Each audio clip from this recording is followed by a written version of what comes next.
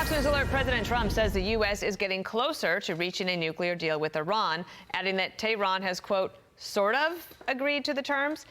As for the details, the president points out that the bottom line is crystal clear.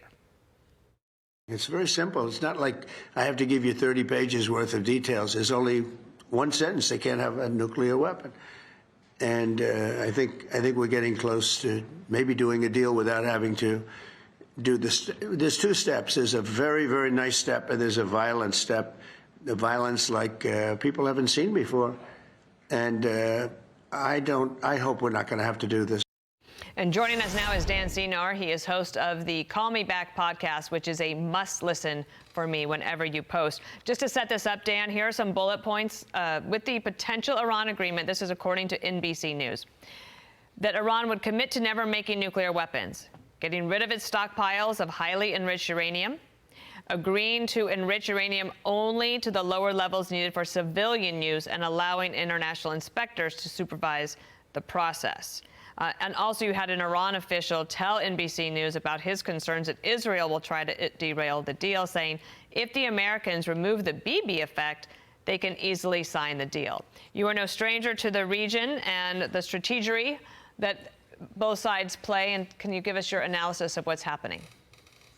Yeah, first of all, I think we should maintain some skepticism about what we're hearing in terms of what a possible deal could look like. But that said, what you've laid out there is worrisome, because it means, if it's accurate, that the U.S. is getting into a discussion about levels of enrichment. And the administration's policy has been, the president said it clearly, zero enrichment. And the moment you start having a discussion about what level of enrichment could be acceptable, I think that is a system that the Iranians are very good at manipulating.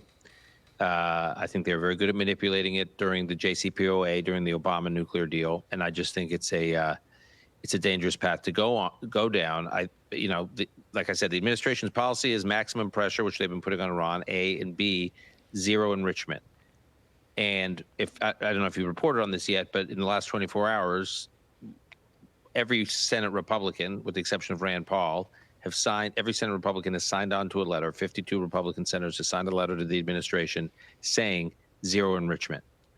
That if there's going to be an Iran deal, it has to be that they cannot enrich. Mm-hmm. So there's an interesting dynamic right now where the president himself, in his own words, has said zero enrichment.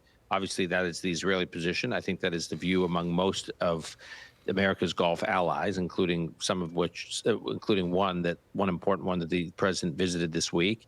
And it sounds like it's the majority view, overwhelming majority view of the Republican Senate. Can you tell me about what you hear, and I've listened to you very carefully on your podcast, about not reading too much into possible rifts between Israel and the United States, or specifically Benjamin Netanyahu and President Trump? What are you hearing on that?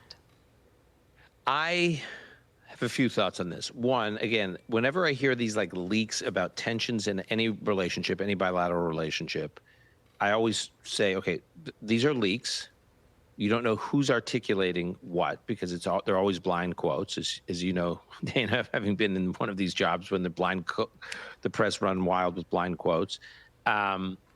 So I always just try to look at the policy. What's the policy?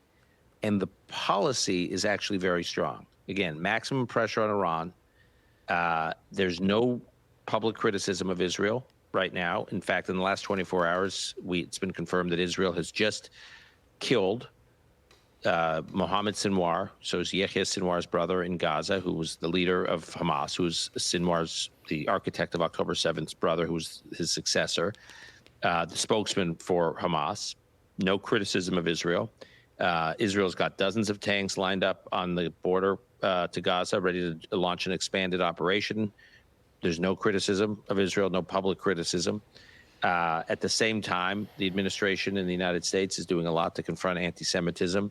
So I just think if you're an Israeli or an Israeli decision maker, there's all this talk and almost this hysteria about tensions and relations between Netanyahu and President Trump. And the reality is, as far as Israel is concerned, the policy of the administration is actually quite strong and continues to be. What the administration is doing to deal with issues that Jews from all over the world, including the diaspora, care about, and I think Israeli Jews care about, which is dealing with the anti-Semitism, is a priority for the administration. So, and when I say public criticism, I think this is an important point. I don't mind private criticism. If the administration privately has issues with Israel, it should absolutely, it's well within its prerogative to take them up.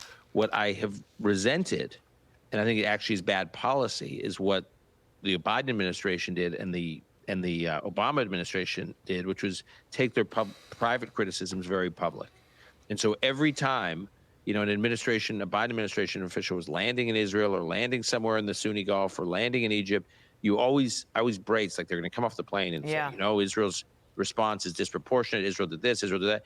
And that excoriating of Israel always kind of created a green light for others to pile on onto Israel.